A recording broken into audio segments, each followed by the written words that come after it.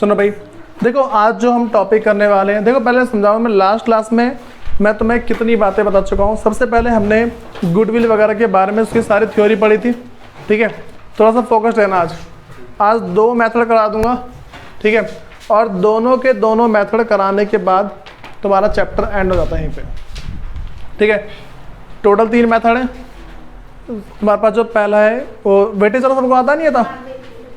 Weightage वाला किसको नहीं आता? नहीं आता? चलो सुनो, पहले मैं किसको आता है वैसे वेटेज वाला? तुम्हें आता है? चलो सही। सुनो भाई, देखो मैं तुम्हें आज जो टॉपिक कराऊंगा, सबसे पहले तुम्हें कराऊंगा वेटेज वाला। वेटेज में सिर्फ हल्की सी बात समझाऊंगा और तुम इतने एक्सपर्ट हो रखे हो कि भाई एडजस्टमेंट कर लोगे अपने हिसाब से, पता है ना। वेटेज निकालने से पहले तुम्हें एडजस्टमेंट करनी होती है। कभी भी अगर तुम मान के चलो भाई, थोड़ा फोकस रहो, कभी भी अगर तुम गुडविल निकाल रहे हो तो गुडविल निकालने से सबसे पहला जो स्टेप है तुम्हें पहले करनी होती है एडजस्टमेंट, ठीक है। सबसे पहला पता ये करना होता है। तो जितनी भी एडजस्टमेंट होती है वो सारी मैं तुम्हें बता चुका हूँ। सबसे इंपॉर्टेंट डेप्रिसिएशन वाली होती है, वो वाली हो गई है, ठीक। अब हमारे पास ना जो एक नेक्स्ट टॉपिक, देखो मैंने तुम्हें पहला टॉपिक पहला करा दिया मेथड। पहला मेथड कौन सा था? एवरेज प्रॉफिट मेथड है। आज हम पहले बात करते हैं जो मेरे पास है वेटेज वाला है ना। कहाँ चला गया भाई?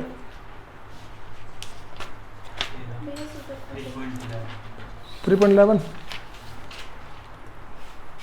तुझे दिख गया? मुझे दिख नहीं रहा। हाँ दिख गया भाई। सुनो, हाँ भाई, वेटेज एवरेज प्रॉफिट मेथड है हमारे पास। सुन जाओ, सिर्फ हल्की सी बातें बताऊंगा। सबसे पहले हेडिंग डाल लो,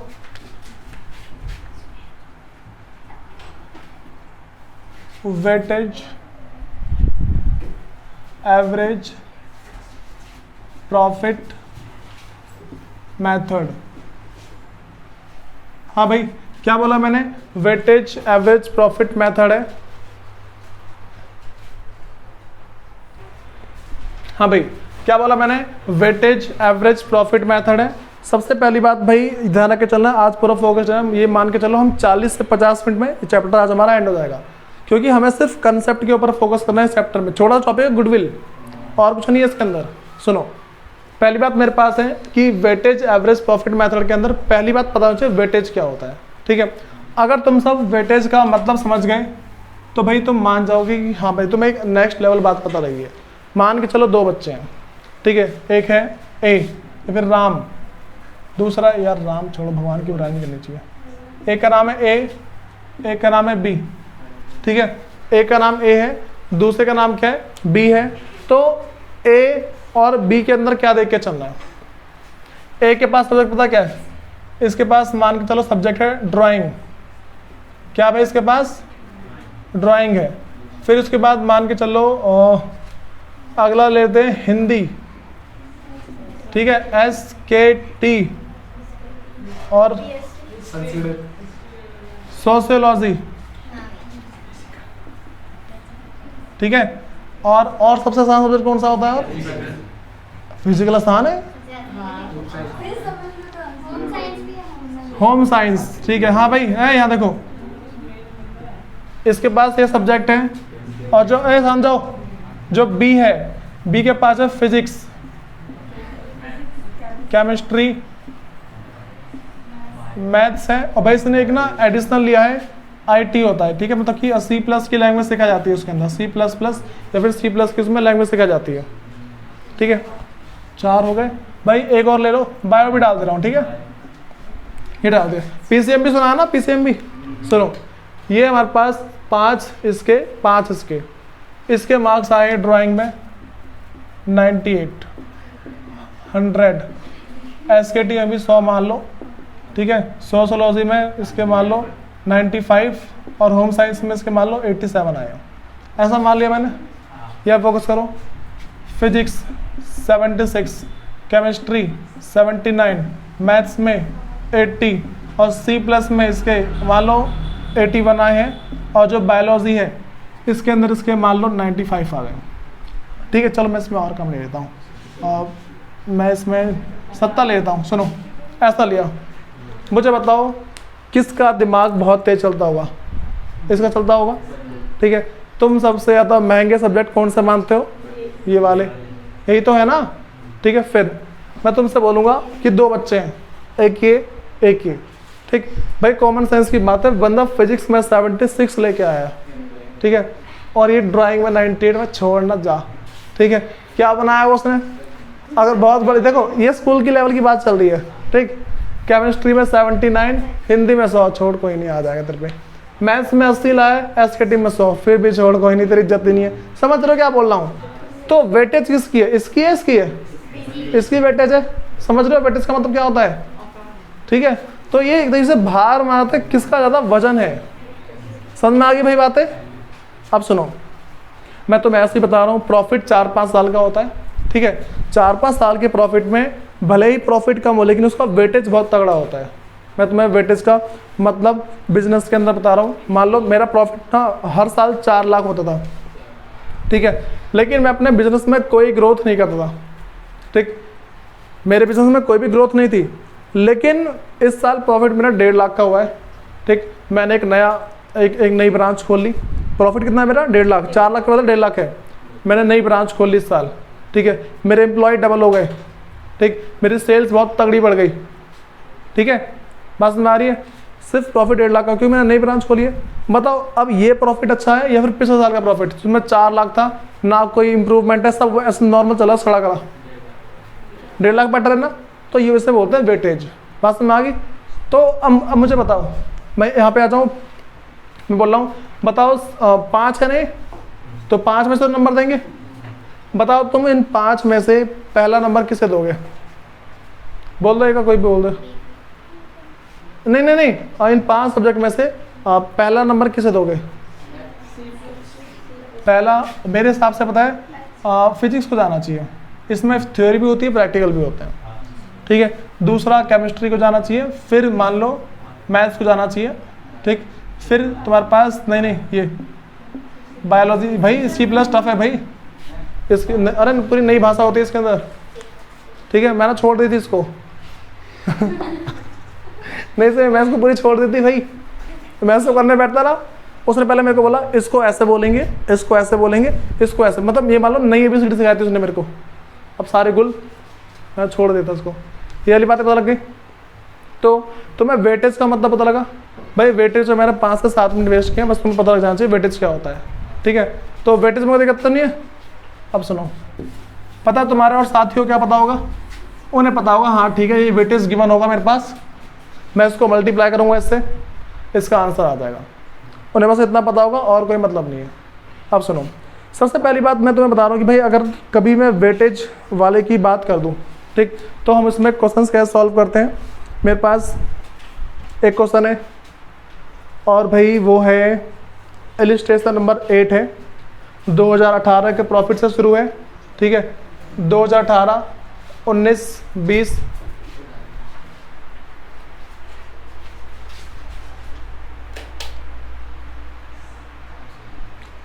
हाँ भाई मेरे पास क्या है, देखो जो प्रॉफिट है, मतलब कि पहले ईयर है मेरे पास, फिर प्रॉफिट है। ईयर जो है 2018, 2019, 2020, 2021 और 2022, हाँ भाई 2022 है। तो अब मेरे पास यहाँ पे 40, 48, 60, 40,000, 48,000,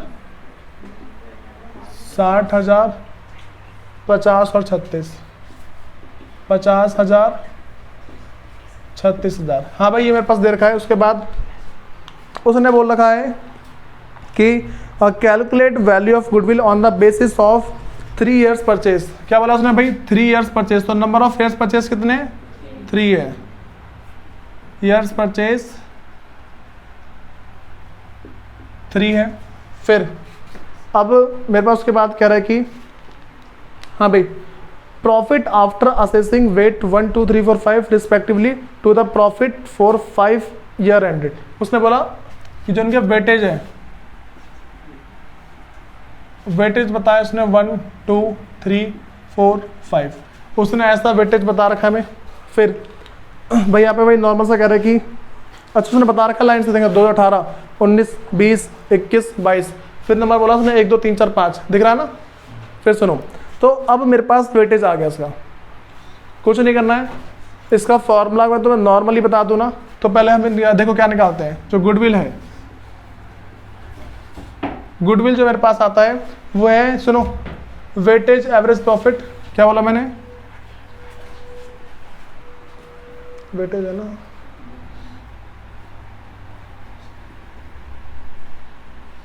वेटेज एवरेज प्रॉफिट, इसको डिवाइड करो। किससे डिवाइड करोगे भाई?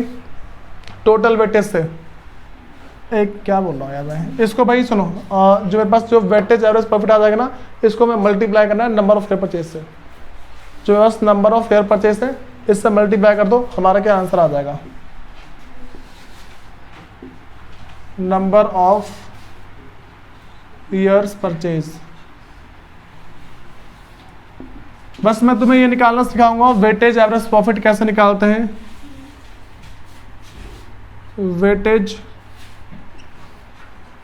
एवरेज प्रॉफिट, भाई जिसने पिछले क्वेश्चन नहीं किए होंगे उसको इसमें थोड़ी सी भी दिक्कत आएगी सिर्फ एडजस्टमेंट के अंदर, ठीक है। जिसने पिछले क्वेश्चन की प्रैक्टिस नहीं करी हुई है, तो वेटेज एवरेज प्रॉफिट निकालते हैं। देखो कैसे निकालें, पहले हमें ना टोटल निकालना होता है, टोटल ऑफ वेटेज प्रॉफिट, ठीक है। टोटल ऑफ वेटेड प्रॉफिट और divided by total of wait.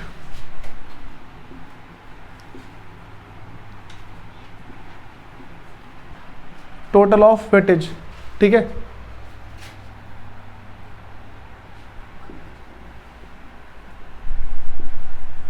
हाँ भाई, टोटल ऑफ वेटेज प्रॉफिट, इसको डिवाइड करना टोटल नंबर ऑफ, मतलब कि जो मेरे पास टोटल ऑफ वेटेज है।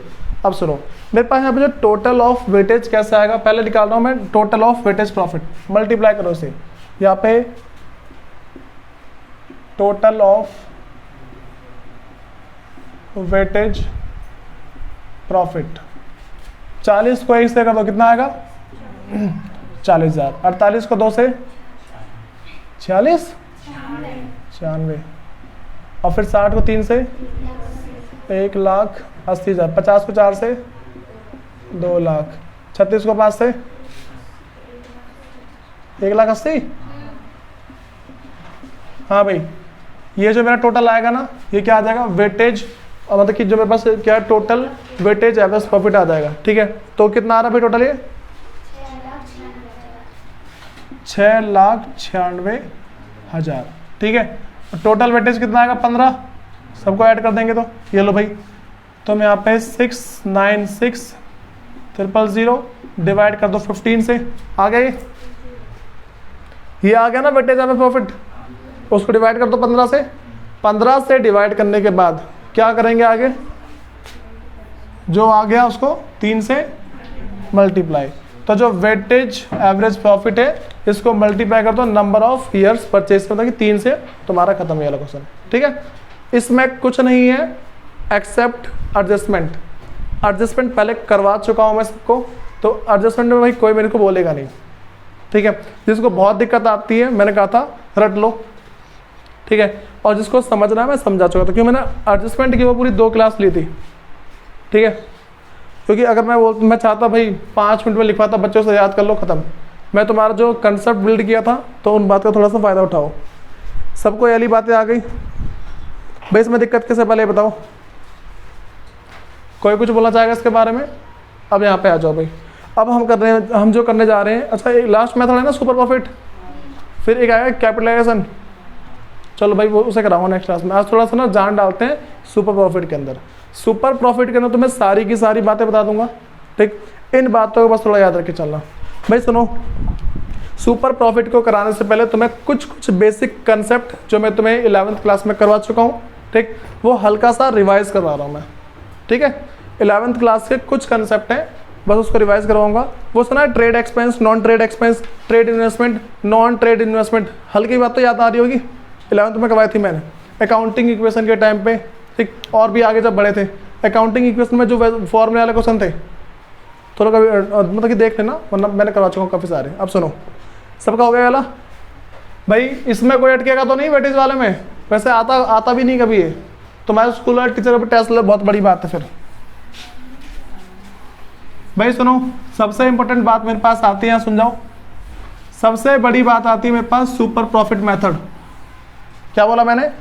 सुपर प्रॉफिट मेथड, क्योंकि यही एक ऐसा क्वेश्चन है जो थोड़े से बच्चों के प्राण बाहर निकाल देता है। ठीक, बच्चे इसमें बहुत ज़्यादा अटकते हैं। तो भाई हेडिंग डाल लो super profit method.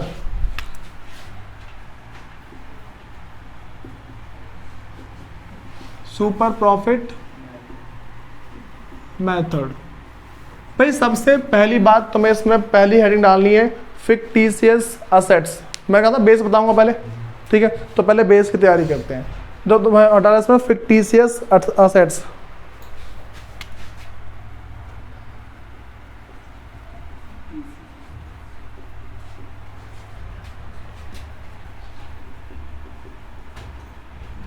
Fictitious assets. भाई सुनो, मैं तुम्हें अगर नॉर्मल सी बात बोलूँ ना, फिक्टिशियस असेट्स क्या होते हैं? सुनो भाई, फिक्टिशियस असेट्स हमारे एक्चुअल में एक टाइप के लॉन्ग टर्म लॉस होते हैं। भाई मान लो बहुत बड़ा खर्चा होता है। क्या होता है बहुत बड़ा खर्चा? तुम्हें वो विराट कोहली वाला एग्जांपल याद है एडवर्टीजमेंट का? किस किस को याद है? अच्छा, याद किसको नहीं है बताओ? विराट कोहली वाला एग्जाम्पल इसको याद नहीं है? चलो भाई सुनो, देखो मैंने तुमसे कहा था कि मान के चल लो, अच्छा मैं विराट को जो मैंने कहा था क्रिस्टियानो रोनाल्डो का एग्जाम्पल देता, याद है? अब सुनो, मैं तुमसे ऐसा बोल दूं कि मेरी कंपनी की जो वैल्यूशन है ना, जो मेरी कंपनी है उसकी वैल्यूशन है 20,000 करोड़। कितनी है उसकी वैल्यूशन? 20,000 करोड़। अब भाई मैं अगर मान लो एडवर्टीजमेंट करवाता हूँ, बहुत ज़्यादा करवाऊंगा ना, 50 लाख का खर्चा कर दूंगा एडवर्टीजमेंट में, ऐसे होगा ना? बहुत ज़्यादा करवाऊंगा तो 50 लाख का खर्चा भाई बहुत ज़्यादा होता है, समझ रहे हो? एक बैनर कितने का छपता है और एक ऐड कितने के होते हैं? एक ऐड ना 1100 रुपये के हो जाते हैं, ठीक है? खूब चलता है यूट्यूब पे गूगल पे खूब चलता है वो 1100 रुपये में। एडसेंस जो आता है ना, ये सारे टीवी के अंदर थोड़े से महंगे होते हैं, ठीक? ये चीज़ है। अब सुनो भाई, टीवी में से चैनल वाइज होते हैं। मान के चल लो भाई, अगर मैं बैनर भी छपवाता हूँ ना पूरे इंडिया के अंदर, अगर 50 लाख के बैनर लगवा दिए तो कम से कम भाई तुम मानोगे ना, अगर एक बैनर 1000 रुपये का छपवाऊंगा, 1000 रुपये का बहुत ही बड़ा बैनर छपता है। जितना बड़ा बोर्ड है नहीं, इतना बड़ा तुम्हारा मुश्किल से मुश्किल 500 रुपये का छप जाएगा। 500 बहुत बोल रहा हूँ, 400 रुपये छप जाता है इतना बड़ा बैनर, ठीक है? अब सुनो भाई, हमारे पास क्या बात आती है? मैं सिर्फ बैनर ही कह रहा हूँ, लकड़ी लोहे की बात की बात है, इसकी वजह लकड़ी लोहा लगता है वो, कहीं तुम बोल रहे हो कुछ भी। सुनो अब मैं तुमसे ऐसा बोल रहा हूँ कि अगर सुनो मैं ऐसा कर दूं, मेरी कंपनी की वैल्यूशन कितने की है? 20,000 करोड़ की, ठीक है? मेरे पास क्या यहाँ पे 20,000 करोड़ की कंपनी है, 20,000 करोड़ की कंपनी मेरे पास। अब मैं इसमें से मैंने 5,000 करोड़, क्या बोला मैंने?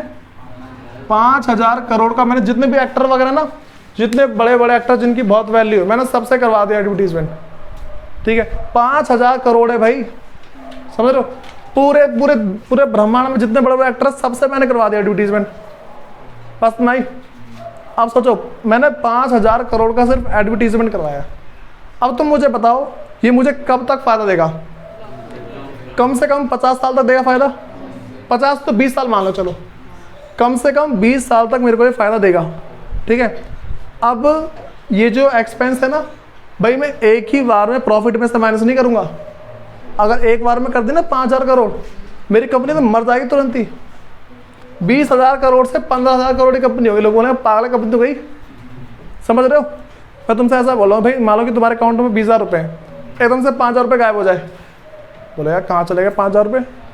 दुख होता है यार, ठीक है? तो मैं वही कह रहा हूँ कि ये कंपनी जो है ना, इस एक्सपेंस को एक बार में रिटर्न ऑफ नहीं करती। सुनो, रिटर्न ऑफ का मतलब क्या होता है? हमारे पास जो अकाउंटिंग है ना, वो चलती है एक्यूरल बेसिस पे। किस पे चलती है? Accrual basis. 2 बेसिस की अकाउंटिंग होती है, देखो, कैश बेसिस और एक्यूरल बेसिस। अगर कैश बेसिस चलाते हैं ना, सिर्फ सारी ट्रांजेक्शन कैश में होती है। जितने भी एक्टर होंगे ना, ठीक, मैं उन सबको पेमेंट तो कर दूंगा, लेकिन भाई मेरे पास देखो कैश के अंदर ना पूरी पेमेंट होगी और मैं अकाउंट में भी पेमेंट लिख दूंगा।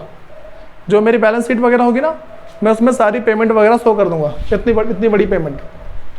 लेकिन अगर नॉर्मल सी बात करें, इसको शो नहीं किया जाता। अगर इतना बड़ा होता है ना एक्रोल बेसिस के अंदर, इस पेमेंट कर देते लेकिन शो नहीं करते।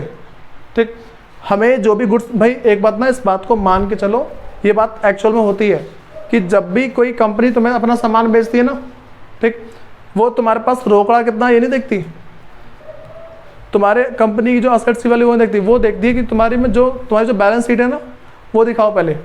जो बड़ी बड़ी कंपनियां होती हैं, अगर उन्हें बैंक से लोन चाहिए, बैंक से लोन लेने के लिए उनको अपनी फाइनेंशियल स्टेटमेंट दिखानी होती है बैंक में।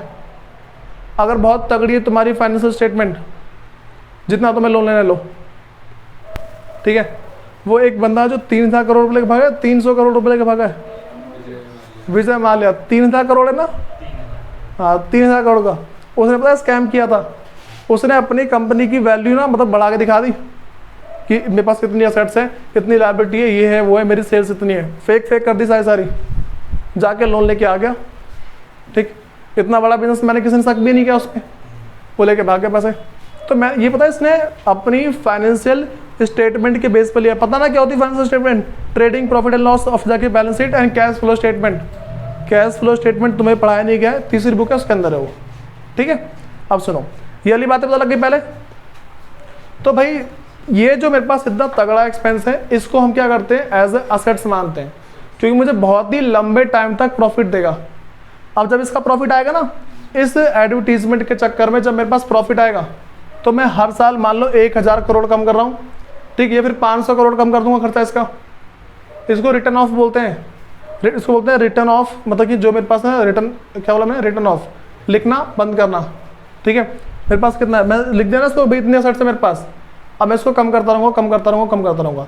एक टाइम ऐसा आएगा कि इससे सारे खर्चे खत्म हो जाएंगे, एक टाइम ऐसा सारे खर्चे खत्म, तो भाई अब ये ना मेरा प्रॉफिट बढ़ाएगा।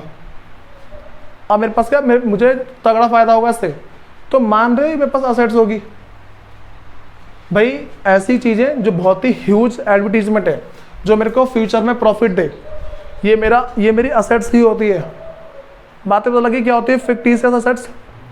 ये मैं तुम्हें सिर्फ एक एग्जांपल दिया अभी, सिर्फ एक एग्जांपल, ठीक है। अब सुनो, सबसे पहला मैं तुम्हें बोल रहा हूँ, अच्छा ये जो मैंने बताया ना कि इसको बोलते हैं प्रमोशनल एक्सपेंसेस। क्या बोलते हैं इसे?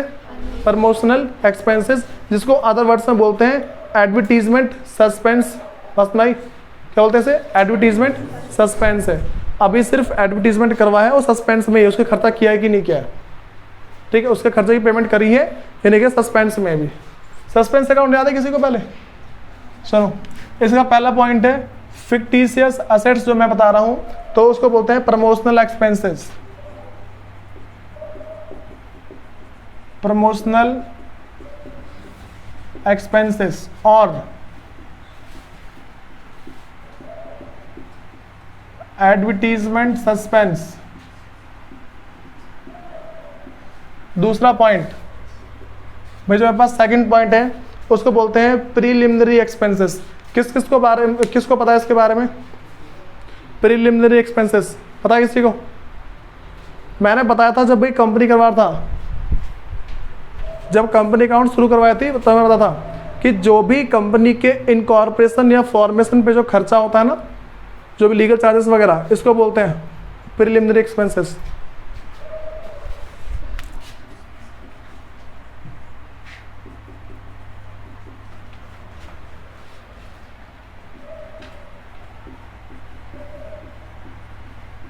प्रीलिमिनरी एक्सपेंसेस भाई क्या होते हैं? इनकॉर्पोरेशन के टाइम पे जो भी खर्चा होता है, हम उसे बोलते हैं प्रीलिमिनरी एक्सपेंसेस, ठीक है। फिर सुनो भाई, अगला है discount on issue of shares है।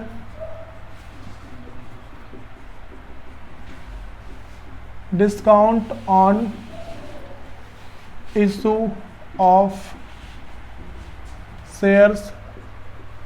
फिर फोर्थ मेरे पास जो पॉइंट है, डिस्काउंट या फिर loss on issue of debenture. Discount या फिर loss on issue of debenture. भाई तुम इसमें हल्का सा कॉमन सेंस लगाना। डिस्काउंट पे शेयर इशू किए, ठीक है, डिस्काउंट पे लॉस पे डिवेंचर इशू किया, ठीक।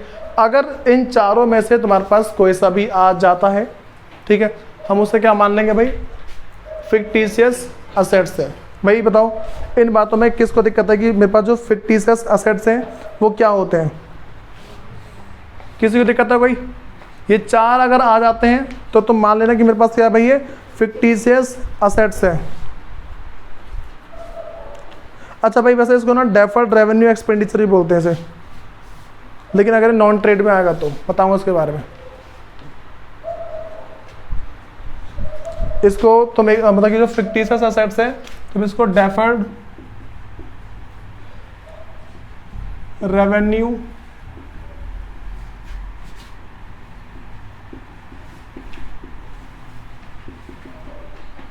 एक्सपेंडिचर, ठीक है, तुम इसको भाई ऐसा भी बोल सकते हो। अब सुनो हम कुछ कुछ ना बातें करते हैं, ये वाली बातें तो लगी बात सबको। जो मेरे पास नेक्स्ट जो है भाई इसको लिख लो, ट्रेड इन्वेस्टमेंट क्या होती है। जो सेकंड पॉइंट हमारे पास है ट्रेड इन्वेस्टमेंट, जो ट्रेड इन्वेस्टमेंट है मेरे पास ये क्या होते हैं भाई, सुनो पहली बात देखो, जो मेरे पास ट्रेड इन्वेस्टमेंट है ना इसका नॉर्मल सा मतलब क्या निकलता है, मैंने कहीं पे ऐसी इन्वेस्टमेंट करी है जिससे मैं नया बिजनेस खोलना चाहता हूँ, या फिर मैं अपने बिजनेस को कंटिन्यू चलाने के लिए, अपने बिजनेस को कंटिन्यू चलाने के लिए जो भी मैं खर्चे करता हूँ उसे क्या बोल दूंगा मैं, ट्रेड इन्वेस्टमेंट। ठीक है, बातें तो लगी। जैसे मान लो कि मैं तुम्हें एग्जाम्पल दूँ, परचेज ऑफ स्टॉक, ठीक, मैंने स्टॉक परचेज किया, ठीक, फिर मान के चलो मैंने और भी ऐसे मटेरियल परचेज किए जिससे मेरी कंपनी चले, ठीक है, तो क्या बोला मैंने, देखो पहला या तो मैं किसी कंपनी में इन्वेस्टमेंट कर रहा हूँ ताकि मैं उस कंपनी को खरीद लूँ, ठीक, या फिर मैं एक नई ब्रांच खोल लूँ, बस नहीं, देखो पहला होता है कोई एक नई ब्रांच या फिर कोई नई कंपनी खोलने के लिए खर्चा, दूसरा अपनी ही कंपनी को और चलाने के जो खर्चा करते हैं ना हम उसी को क्या बोलते हैं भाई, ट्रेड इन्वेस्टमेंट है। कोई दिक्कत तो नहीं इसमें, इसमें लिख रहा हूँ पहला point, which is made to continue, which is made to continue a business,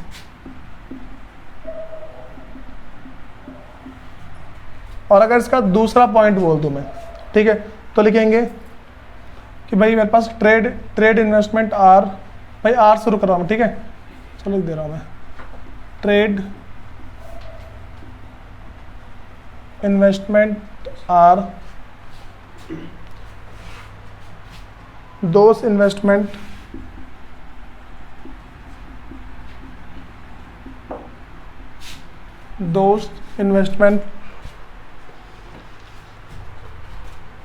that are made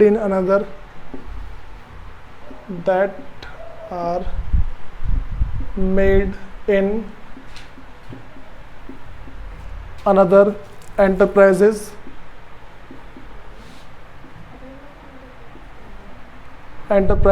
for the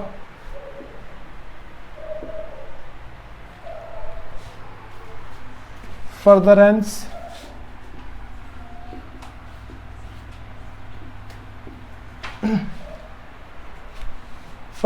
of on business। क्या बोला भाई, trade investment are those investment that are made in another enterprises, और किस लिए, for the furtherance of on business, ठीक है, बाद में उस बिजनेस को खुद खरीदने के लिए। ये बातें तो लगी, सुनो फिर।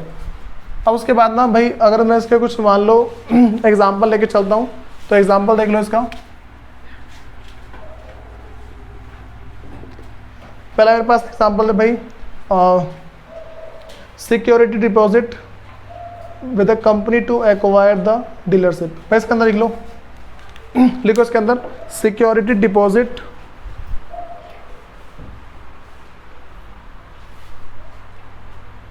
Are made with a company to acquire the dealership or agency etc.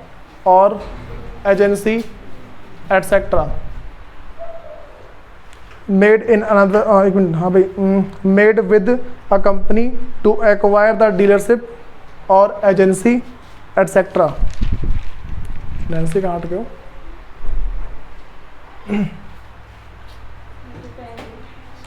कहाँ पे? मेड विद एक्वायर के बाद, एक्वायर की किसकी? AGENCY, बस एजेंसी एटसेट्रा ETC। हाँ भाई, तुम सबको पहले ट्रेड इन्वेस्टमेंट पता लगा क्या? हाँ भाई, सबको ट्रेड इन्वेस्टमेंट के बारे में बात पता लगी क्या होते हैं? अगली हेडिंग डालो, नॉन ट्रेड इन्वेस्टमेंट। सबसे पहले समझो मेरे पास होते क्या है भाई नॉन ट्रेड इन्वेस्टमेंट। देखो सुन यहाँ पे, देखो भाई, नॉन ट्रेड इन्वेस्टमेंट जो मेरे पास है ना, वो ऐसे इन्वेस्टमेंट होते हैं। देखो पहले मैंने क्या बोला, ट्रेड इन्वेस्टमेंट, ये क्या होते हैं? जो अपने बिजनेस को आगे चलाने के लिए या फिर किसी नए बिजनेस को या नई एंटिटी को परचेज करने के लिए, ये तो होते हैं ना, ऐसी इन्वेस्टमेंट होती है। लेकिन जो मेरे पास नॉन ट्रेड इन्वेस्टमेंट है, ये भाई ये किसी कंपनी को खरीदने के लिए नहीं होते, ये किसी को भी खरीदने के लिए नहीं है। ठीक है, इसका मतलब लिखना शुरू करो। पहले हेडिंग डाली नॉन ट्रेड इन्वेस्टमेंट, उसके अंदर लिखो which are made to earn income. पहला पॉइंट है भाई, हाँ, which are made to earn income, which are made to earn income. उसके ना दूसरा पॉइंट डाल लो, तुम दोनों में से कोई सी भी डेफिनेशन पढ़ोगे तुम्हें समझ में आ जाएगा। दूसरा लिखो, non trade investment are those investment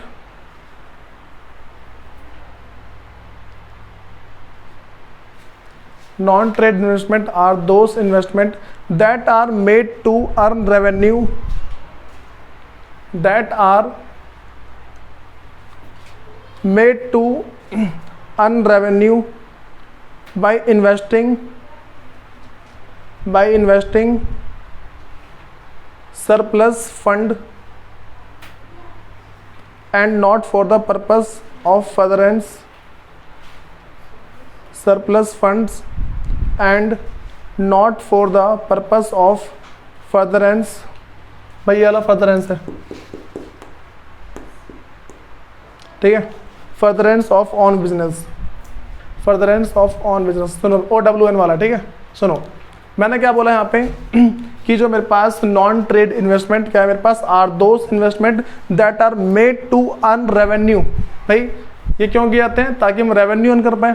ठीक, कैसे? बाय इन्वेस्टिंग सरप्लस फंड्स, जो मेरे पास एक्स्ट्रा पैसा बच गया कंपनी के अंदर, उसको इन्वेस्ट करके। अच्छा, इन्वेस्ट कहाँ कर सकते हैं? किसी कंपनी के शेयर्स में, किसी कंपनी के डिबेंचर्स में, ऐसे ही तो करेंगे ना। बात में आ रही है? तो भाई उसके आगे लिखा है मैंने कि हाँ भाई, surplus funds and not for the purpose of furtherance of on business. ठीक है, और हम इसको इसलिए नहीं करते कि हम किसी बिजनेस को खरीद लें। ठीक है, ऑन करने का मतलब होता है अपने कंट्रोल में ले लेना। ठीक है, ऑन करने का मतलब क्या भाई? अपने कंट्रोल में लेना। अब सुनो, इसके एग्जांपल डाल लो, investment in shares, comma debentures, investment in shares, comma debentures और डिबेंचर्स में कोई अटका तो नहीं, डिबेंचर्स और various other securities, various other securities. हाँ भाई, सबको वाली बातें पता लग गई? देखो जितनी मैंने बातें बताई हैं, अगर तुम्हें सारी बात पता रहती ना, तुम एग्जाम लेवल तक अटकोगे नहीं। ठीक है, इन बात को बस लेके चलो। पहले सबको सारी बातें क्लियर है भाई? मैंने टॉपिक क्या डाला था? Super profit. ठीक है, मेथड है। तो पहले बता रहा हूँ सुपर प्रॉफिट निकालते कैसे हैं। ठीक है, सुनो, तुम्हें पहले फॉर्मूला लिखवा रहा हूँ मैं। सुपर प्रॉफिट, सुपर प्रॉफिट जो मेरे पास आता है, सबसे पहले मेरे पास है average profit, average profit minus normal profit, normal profit. सुनो भाई, मेरे पास होता क्या है? सुपर प्रॉफिट का मतलब समझने से पहले हमें समझना चाहिए एवरेज प्रॉफिट, जो हमें पहले से पता है। पिछले 4-5 साल के प्रॉफिट उठा लो, ऐड कर दो, जितने साल के हैं उससे डिवाइड कर दो। समझ में आ गई बात? मेरे पास क्या भाई है, एवरेज प्रॉफिट है। फिर जो नॉर्मल प्रॉफिट है ये क्या होता है, सुनो। मैंने बोला कि मेरा बिजनेस है शूज़ का, ठीक है, मेरा बिजनेस क्या भाई, शूज़ का बिजनेस है मेरे पास। अब मैंने अपने बिजनेस के अंदर 10 लाख रुपए लगाए, ठीक, बस मैं कितना लगाया मैंने भाई, 10 लाख रुपए लगाया मैंने, 10 लाख लगा दिए, ठीक। अब पहले मैं पता करूंगा मेरा नॉर्मल प्रॉफिट कितना आएगा। पता पहले देखो, किसी भी बिजनेस को शुरू करने से पहले इंसान क्या पता लगाता है भाई, पहले होता है कितना फायदा होगा मेरा, वो कैसे पता लगाया पता है, कोई मुझे बताया कैसे पता लगाया वो? देखो बिजनेस में, बिजनेस शुरू करने से पहले वो पहले पता जरूर लगाता है इसमें फायदा कितना होता है, ये सबको पता है। तो अब वो ना उसी टाइप के सेम बिजनेस में जाएगा। देखे ना, उसके किसी दोस्त का बिजनेस है, ठीक, उसके किसी दोस्त का बिजनेस है, वो देखिए अच्छा तगड़ा कमा रहा है, ठीक, एक और के पास गया, अच्छा तगड़ा कमा रहा है, पूछेगा तूने कितना लगाया, तूने कितना लगाया, ठीक है। मान के चलो वो 4-5 ऐसे जने पे चला गया जिन्होंने 10-10 लाख रुपए लगाए थे, बात तो लगी। अब उसको एक बात पता लगी कि भाई जो भी इंसान जितना पैसा लगा रहा ना उसका 20% कमा ले रहा है वो हर महीने। क्या बोला मैंने, हर महीने, चलो मैं हर साल बोल रहा हूँ, ठीक है, हर साल लेके चल रहा हूँ, हर महीने तो बहुत ज़्यादा हो जाएगा यार। सुनो, मैंने क्या बोला, वो जितना पैसा लगा रहा है उसका 20% हर साल कमा ले रहा है वो, ठीक है। सारे खर्चे वर्चे निकाल के उसका प्रॉफिट कितना बच रहा है, 20%। जितना पैसा लगाया ना उसका 20% वो साल का बचा लेता है एकदम पूरा। तो जितना उसने देखा ना कि भाई सब इतना कमा रहे हैं, ठीक, उसने क्या बोला, सारे इतना कमा रहे हैं यार, इसी को क्या बोल देंगे हम, नॉर्मल प्रॉफिट। भाई नॉर्मल इतना प्रॉफिट निकलेगा ना कम से कम, समझ गए, इसमें दिक्कत तो नहीं किसी को। मैंने क्या बोला, नॉर्मल प्रॉफिट, कि मेरे जैसा सेम बिजनेस, ठीक है, जो सिमिलर काइंड ऑफ बिजनेस है ना, वो जितना प्रॉफिट कमा रहे हैं उसे क्या बोलते हैं, नॉर्मल प्रॉफिट है, ठीक है। तो बेस में लिख लो, profit earn by similar kind of business, profit earn by similar kind of business. हाँ भाई बताओ, ये वाली बातें पता लगी? अच्छा एक बात तो ना सबसे इंपॉर्टेंट समझ जाओ जो मैं तुम्हें बता रहा हूँ, ये 10 लाख जो मैंने लगाया ना, ये फोकस करो, ये 10 लाख जो मैं लगाया, पता से क्या बोलेंगे, जो हमने पैसा लगाया इसको बोलेंगे कैपिटल। हम क्या बोलते थे पहले, कैपिटल इंट्रोड्यूस, तो इंट्रोड्यूस का दूसरा वर्ड है कैपिटल एम्प्लॉयड। बात तो वही है, कैपिटल इंट्रोड्यूस मतलब इंट्रोड्यूस किया, फिर कैपिटल एम्प्लॉयड है, ठीक है। मतलब देखो, कैपिटल इंट्रोड्यूस मतलब कैपिटल लगाया, कैपिटल एम्प्लॉयड का मतलब मेरा कितने कैपिटल काम कर रहा है, ये तो है ना, एम्प्लॉयड है, ठीक है, काम में लगा हुआ है। मैं किसे बोलता हूँ भाई ये एम्प्लॉयड है, ठीक है, ये बोल दूंगा ये अनएम्प्लॉयड है। तो एम्प्लॉयड और अनएम्प्लॉयड पता है इसके बारे में, तो इन बातों को सीखना है हमें। तो भाई मैंने क्या बोला कि अगर मैं बात कर दूं, मेरे पास जो भी कैपिटल एम्प्लॉयड है इसका मतलब क्या है, कितना पैसा मेरे काम में लगा हुआ है, समझ गए भाई। तो इसे क्या बोल देंगे, एम्प्लॉयड। कैपिटल एम्प्लॉयड का मतलब क्या है, कैपिटल इन्वेस्टेड, कैपिटल इन्वेस्टेड। लेकिन भाई यहां सुनो मेरी बात, ये वाली जो बातें है ना, ये वाली बातें कैपिटल इन्वेस्टेड, इसको मैं कैपिटल इंट्रोड्यूस बोल दे रहा हूं, चलो कैपिटल इंट्रोड्यूस्ड। भाई इस वाली बात में और इस वाली बात में, इन दोनों बात में सिर्फ थोड़ा सा अंतर है, उसको बोलते हैं जमीन और आसमान का। बात समझ आ रही है? अगर तुम समझना चाहो तो, अगर जो तुम्हें एक ना भाई अभी कोई तुच्चा बताएगा ना, वो बोलते हैं बच्चों एक ही होता है, लेकिन मैं कह रहा हूँ जमीन और आसमान का अंतर है दोनों के बीच में, ठीक है। कैपिटल एम्प्लॉयड और कैपिटल इंट्रोड्यूस। कैपिटल एम्प्लॉयड का मतलब कितना पैसा वर्किंग है मेरा अभी जो चल रहा है ना वो, ठीक। अब मैंने ऐसा, भाई तुम्हें एग्जांपल याद है 20,000 करोड़ का, 20,000 करोड़ का एग्जांपल याद है? तो देखो जो मेरे पास 20,000 करोड़ था, इसमें से मैंने कितना उड़ा दिया था, 5,000 करोड़। भाई मुझे तुम बताना चाहोगे कि ये जो मेरे पास ये वाला है, ये अभी मेरा काम मेरे कैपिटल में लगा हुआ है, नहीं लगा है? सुनो, लेकिन एक्चुअल में तो नहीं है, एक्चुअल में नहीं है ना, समझ रहे हो? मैंने असेट साइड में से लिखा हुआ है ताकि प्रॉफिट देगा, ये मुझे फ्यूचर में प्रॉफिट देगा, ठीक है, लेकिन एक्चुअल में है नहीं है। समझ में आ गई बात? ये पैसा मेरे पास है नहीं, खर्च हो चुका है पैसा, ठीक। तो कैपिटल एम्प्लॉयड कितना है, मतलब कि जो मेरे पास जो टोटल कैपिटल है ना, उसमें से जो भी मेरे पास फिक्टिशियस असेट्स थे, ठीक है, क्या बोला मैंने, फिक्टिशियस असेट्स, उसको माइनस कर दूंगा ना तो मेरे पास आएगा। बात पता लगी? हाँ, कैपिटल इंट्रोड्यूस, एक मिनट, कैपिटल एम्प्लॉयड, हाँ भाई ये वाली बात पता लग गई, इसमें दिक्कत तो नहीं है। मैंने क्या बोला, एक्चुअल में कितना पैसा काम कर रहा है वही होता है कैपिटल एम्प्लॉयड। एक्चुअल में कितना पैसा काम कर रहा है उसे क्या बोल देंगे, कैपिटल एम्प्लॉयड बोलेंगे उसे, ठीक है।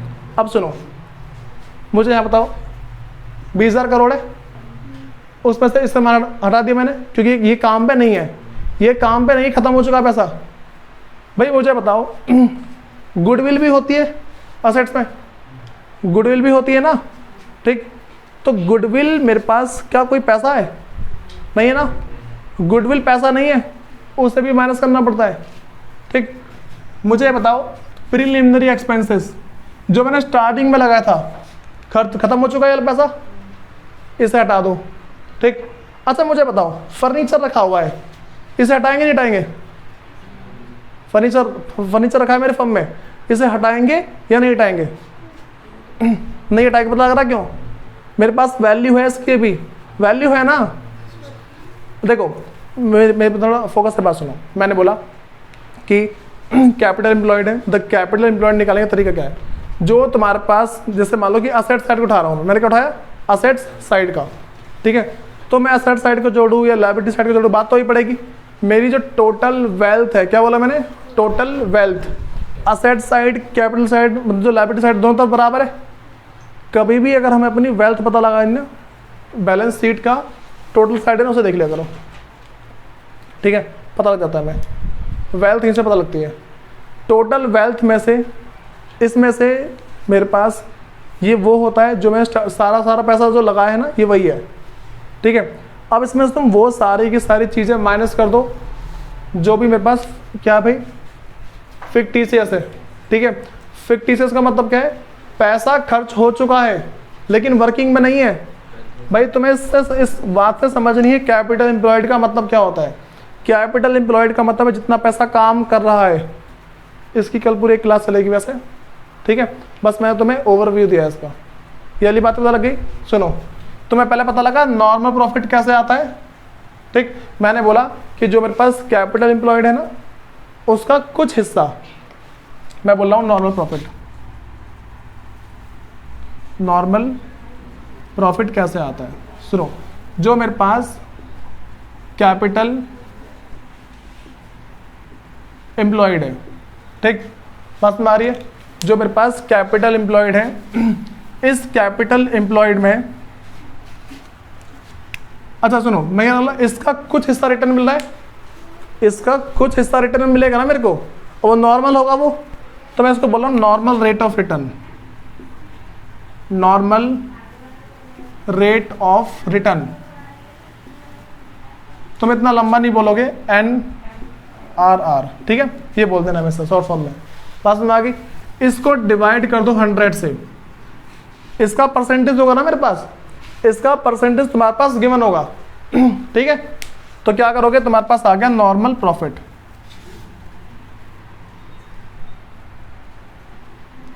बोलो, ये सारी बातें क्लियर है? कोई देखो, अगर जिसको ना नहीं समझना ना कुछ भी, मैं बोलूँगा बच्चों सुपर प्रॉफिट का फॉर्मूला होता है average profit minus normal profit. अगर किसी को आगे कोई हायर कोर्स करना है, ठीक, तो सारी बातें जितनी बातें सबकी अंडरस्टैंडिंग बनाओ, ठीक। और एवी कोई तो चमचा कोर्स करना है ना, तो कोई नहीं, रट्टे मारो, झेलो, ख़त्म कर दो। बस तुम्हें 11th की अकाउंटेंसी आनी चाहिए और सारा उड़ा दोगे। क्या बोला मैंने? फिर मैं बोला नॉर्मल प्रॉफिट कैसे आएगा, जो मेरे पास कैपिटल एम्प्लॉयड होगा, तुम्हारे क्वेश्चन में गिवन होगा, ठीक। जो नॉर्मल रेट ऑफ रिटर्न है NRR, ये भी तुम्हारे पास होगा, इसका परसेंटेज होगा, डिवाइड करना 100 से आ गया, ठीक। लास्ट बातें बता रहा हूँ कि भाई मैं इसके अंदर गुडविल कैसे निकालूंगा। क्या बोला मैंने? गुडविल, ठीक है। जो गुडविल की वैल्यू है, goodwill is equal to super profit profit into में नंबर ऑफ ईयर्स परचेज। क्या बोला भाई मैंने, पता लगा सबको यार? भाई सुनो, हमारी जो पूरी नेक्स्ट क्लास जो डेडिकेटेड होगी how to find capital employed, how to find capital employed.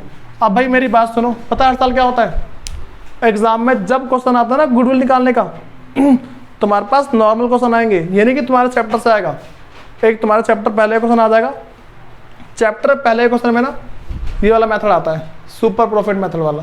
ठीक, सब बच्चों के मन में होता है, उनके देखो मन में क्या होता है, कैपिटल एम्प्लॉयड हमें गिवन होगा, मैं उसको परसेंटेज से मल्टीप्लाई करूंगा, डिवाइड करूंगा, सुपर प्रॉफिट निकाल दूंगा, ठीक, गुडविल निकाल दूंगा। उनके मन में बातें होती हैं। अब पता क्या होता है, ये जो मैंने ना कैपिटल एम्प्लॉयड, ये होता ही नहीं है भाई।